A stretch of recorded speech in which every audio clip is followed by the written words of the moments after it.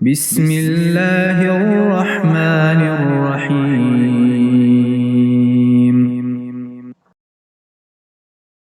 بسم اللہ الرحمن الرحیم۔ السلام علیکم ورحمۃ اللہ وبرکاتہ۔ دوستو، اللہ رب العزت کی رحمت و بخشش کے دروازے یوں تو ہر وقت ہر ایک کے لیے کھلے رہتے ہیں۔ لا تقنطوا من رحمت اللہ کی فضاؤں میں رحمت الہی کا دریا ہمہ وقت موجزن رہتا ہے۔ اس کی رحمت کا صاحبہ ہر وقت اپنے بندوں پر سایہ فگن رہتا ہے، اور مخلوق کو اپنی سایہ عاطفت میں لیے رکھنا اسی ہستی کی شان کریمانہ ہے۔ اس غفار رحمان و رحیم پروردگار نے اپنی اس ناتواں مخلوق پر مزید کرم فرمانے اور اپنے گناہگار بندوں کی لغزشوں اور خطاؤں کی بخشش و مغفرت اور مقربین بارگاہ کو اپنے انعامات سے مزید نوازنے کے لیے کچھ ساعتوں کو خصوصی برکت و فضیلت عطا فرمائی، جن میں اس کی رحمت و مغفرت اور عطاؤں کا سمندر ٹھاٹھے مار رہا ہوتا ہے، اور جنہیں وہ خاص قبولیت کے شرف سے نوازتا ہے۔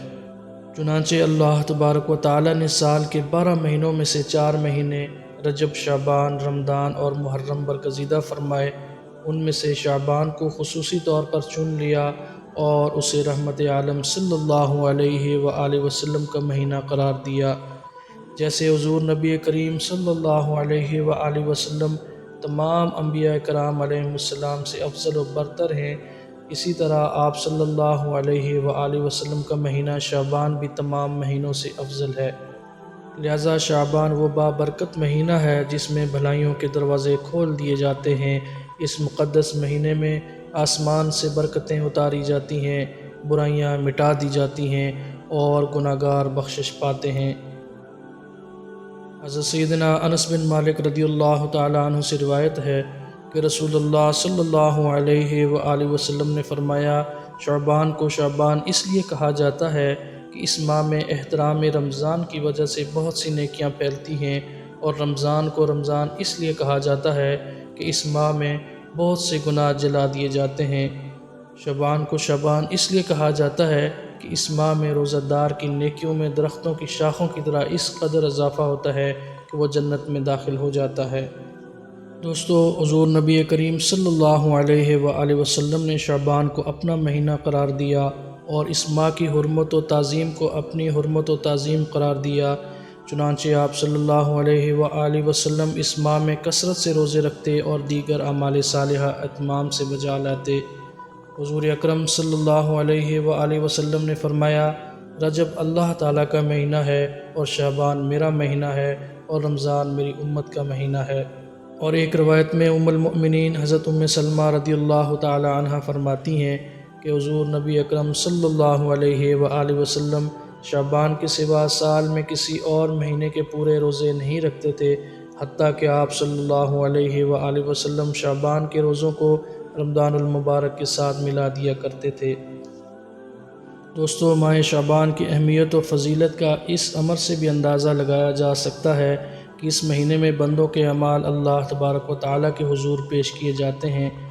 حضرت اسامہ بن زید رضی اللہ تعالیٰ عنہ نے بیان کیا کہ میں نے حضور نبی کریم صلی اللہ علیہ وآلہ وسلم کی خدمت اقدس میں عرض کیا کہ یا رسول اللہ، میں آپ کو سب مہینوں سے زیادہ شعبان المعظم کے مہینے میں روزے رکھے دیکھتا ہوں، اس کی کیا وجہ ہے؟ تو آپ صلی اللہ علیہ وآلہ وسلم نے فرمایا، یہ وہ مقدس مہینہ ہے جس سے لوگ غفلت اور سست رہتے ہیں۔ رجب اور رمضان المبارک کے درمیان یہ وہ مہینہ ہے جس میں بندوں کے اعمال رب العالمین کی بارگاہ میں پیش کیے جاتے ہیں، لہٰذا میں چاہتا ہوں کہ میرے اعمال اس حال میں اٹھائے جائیں کہ میں روزے سے ہوں۔ دوستو، حضور نبی اکرم صلی اللہ علیہ وآلہ وسلم کی سنت مبارکہ سے ثابت ہوتا ہے کہ سال کے بقیہ مہینوں میں ماہ رمضان کے بعد ماہ شعبان کو خصوصی اہمیت و فضیلت حاصل ہے۔ صاف ظاہر ہے، جب کسی مہینے کو فضیلت عطا ہوتی ہے تو اس مہینے میں ضرور کوئی خاص دن یا خاص رات رکھی جاتی ہے۔ اگر حضور نبی اکرم صلی اللہ علیہ وآلہ وسلم نے ماہ شعبان کو بقیہ 10 مہینوں پر افضل قرار دیا ہے تو اس کی بھی کوئی خاص وجہ ہوگی، اور اس کی فضیلت کا سبب بننے والا خاص دن یا خاص رات بھی ضرور ہوگی۔ لہٰذا اسی ماہ مبارک میں وہ مبارک رات بھی آتی ہے جسے شب براءت کے نام سے موسوم کیا جاتا ہے۔ چنانچہ امام بحیقی شعب الایمان میں حضرت سیدہ عائشہ صدیقہ رضی اللہ تعالی عنہ سے روایت کرتے ہیں کہ حضور نبی اکرم صلی اللہ علیہ وآلہ وسلم کا ارشاد ہے کہ جبرائیل علیہ السلام میرے پاس آئے اور مجھے کہا، یا رسول اللہ، یہ رات 15ویں شعبان کی رات ہے، اور اس رات اللہ تبارک و تعالی قبیلہ کلب کی بکریوں کے بالوں کے برابر لوگوں کو جہنم کی آگ سے آزاد فرماتا ہے۔ دوستو، اس فضیلت و بزرگی والی رات کے کئی نام ہیں۔ لیلۃ المبارکہ، برکتوں والی رات، لیلۃ البراءہ، دوزخ سے بری ہونے اور آزادی ملنے کی رات، لیلۃ الصق، دستاویز والی رات، لیلۃ الرحمہ، اللہ تعالیٰ کی رحمت خاصہ کے نزول کی رات۔ دوستو، اس شب میں کیا ہوتا ہے، آئیے حدیث مبارکہ کی روشنی میں دیکھتے ہیں۔ حضرت سیدہ عائشہ صدیقہ رضی اللہ تعالی عنہ روایت کرتی ہیں کہ آپ صلی اللہ علیہ وآلہ وسلم نے فرمایا، کیا تمہیں معلوم ہے اس رات یعنی شعبان کی 15ویں شب میں کیا ہوتا ہے؟ انہوں نے دریافت کیا کہ یا رسول اللہ صلی اللہ علیہ وآلہ وسلم کیا ہوتا ہے؟ آپ صلی اللہ علیہ وآلہ وسلم نے فرمایا، اس شب میں یہ ہوتا ہے کہ اس سال میں جتنے بھی پیدا ہونے والے ہیں وہ سب لکھ دیے جاتے ہیں، اور جتنے اس سال مرنے والے ہیں وہ سب بھی اس رات میں لکھ دیے جاتے ہیں، اور اس رات میں سب بندوں کے اعمال سارے سال کے اٹھائے جاتے ہیں، اور اسی رات میں لوگوں کی مقررہ روزی اترتی ہے۔ حضرت عطا بن یسار رحمۃ اللہ تعالی علیہ فرماتے ہیں کہ جب شعبان کی 15ویں شب ہوتی ہے تو خدا کی طرف سے ایک فہرست ملک الموت کو دی جاتی ہے، اور حکم دیا جاتا ہے کہ جن جن لوگوں کا نام اس فہرست میں درج ہے ان کی روحوں کو قبض کرنا۔ کوئی بندہ تو باغوں کے درخت لگا رہا ہوتا ہے، کوئی شادی کرتا ہوتا ہے، کوئی تعمیر میں مصروف ہوتا ہے، حالانکہ اس کا نام مردوں کی فہرست میں لکھا جا چکا ہوتا ہے۔ اور حضرت عثمان بن محمد رحمۃ اللہ تعالی علیہ فرماتے ہیں کہ رسول اکرم صلی اللہ علیہ وآلہ وسلم نے فرمایا کہ ساکنان ارض کی عمریں ایک شعبان سے دوسرے شعبان تک طے کی جاتی ہیں، یہاں تک کہ انسان شادی بیاہ کرتا ہے، اس کے بچے پیدا ہوتے ہیں، حالانکہ اس کا نام مردوں کی فہرست میں داخل ہو چکا ہوتا ہے۔ دوستو، شب برات میں اللہ تبارک و تعالی آسمان دنیا پر نزول فرماتے ہیں، اور چند افراد کی سوا سب کی مغفرت فرما دی جاتی ہے۔ چنانچہ سیدنا ابو بکر صدیق رضی اللہ تعالی عنہ روایت کرتے ہیں کہ رسول اللہ صلی اللہ علیہ وآلہ وسلم کا فرمان ہے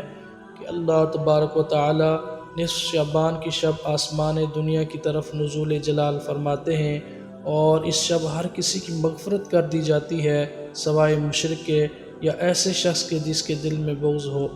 حضرت عائشہ صدیقہ رضی اللہ تعالی عنہ فرماتی ہیں کہ ایک رات میں نے رسول اللہ صلی اللہ علیہ وآلہ وسلم کو اپنے پاس نہ پایا تو میں آپ کی جستجو میں نکلی، کیا دیکھتی ہوں کہ آپ جنت البقیع میں تشریف فرما ہیں۔ آپ صلی اللہ علیہ وآلہ وسلم نے فرمایا،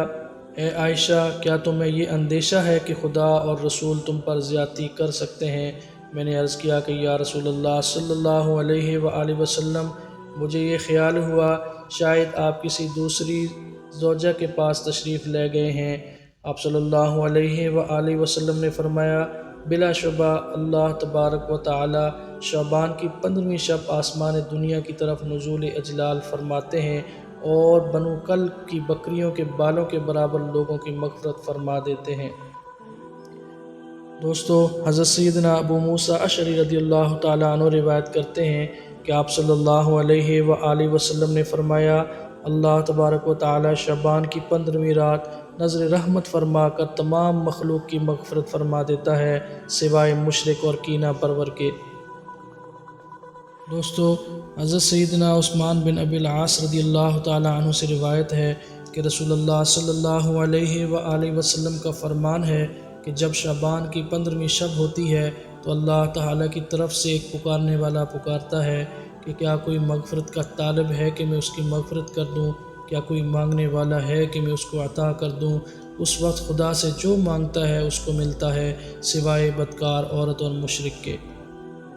چنانچہ حضرت مولا علی قاری رحمۃ اللہ تعالی علیہ تحریر فرماتے ہیں کہ اس میں کوئی نزاع نہیں کہ شعبان کی 15ویں شب میں مذکورہ امور انجام پاتے ہیں۔ دوستو، شب براءت میں اللہ تبارک و تعالی عام معمول سے ہٹ کر مغرب کے بعد سے لے کر صبح صادق تک آسمان دنیا پر نزول فرماتا ہے، اور اپنی مخلوق پر نظر رحمت فرماتے ہوئے لاتعداد انسانوں کی مغفرت فرما دیتا ہے۔ البتہ کچھ محروم لوگ ایسے ہیں جو اس شب میں بھی نظر رحمت سے محروم رہتے ہیں۔ دوستو، شب برات میں نظر رحمت سے محروم رہنے والے لوگ یہ ہیں کہ اللہ تبارک و تعالیٰ کے ساتھ شرک کرنے والا نظر رحمت سے محروم رہ جاتا ہے، کینہ رکھنے والا اللہ پاک کی نظر رحمت سے محروم رہ جاتا ہے،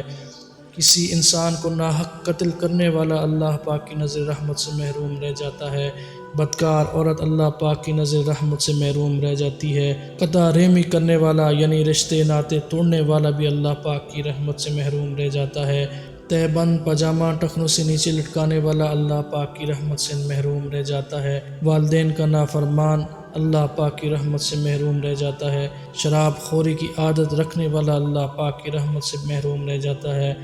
دوستو، شب برات میں اللہ تبارک و تعالیٰ کی طرف سے ایک منادی ندا کرتا ہے کہ ہے کوئی مغفرت کا طالب کہ میں اس کی مغفرت کر دوں، اے کوئی سائل کہ میں اس کا سوال پورا کر دوں، اے کوئی رزق کا طالب کہ میں اسے رزق دے دوں، ہے کوئی مصیبت زدہ کہ میں اس کی مصیبت و تکلیف کو دور کر دوں۔ ویسے تو اللہ تبارک و تعالیٰ کی طرف سے یہ ندا ہر رات ہوتی ہے جیسا کہ احادیث مبارکہ میں آتا ہے، لیکن شب برات اور عام راتوں میں یہ فرق ہے کہ عام راتوں میں یہ ندا آخری تہائی رات میں ہوتی ہے اور شب برات میں یہ ندا غروب آفتاب کے بعد ہی سے شروع ہو جاتی ہے۔ دوستو، ہمیں چاہیے کہ اس رات کو غنیمت جان کر اللہ تبارک و تعالیٰ سے اپنے گناہوں کی معافی مانگیں، اللہ تبارک و تعالیٰ کے حضور میں اپنی جائز حاجات پیش کریں، اس سے رزق حلال طلب کریں، اپنی مصیبت اور پریشانیوں کی دفیہ کی دعا کریں۔ اللہ تبارک و تعالیٰ کی بارگاہ میں دعا ہے کہ اللہ پاک اس رات میں ہمیں نیک اعمال کرنے کی توفیق عطا فرمائے، برے افعال سے بچنے کی توفیق عطا فرمائے اور اس رات کی برکتوں سے ہمیں مالا مال فرمائے، آمین یا رب العالمین۔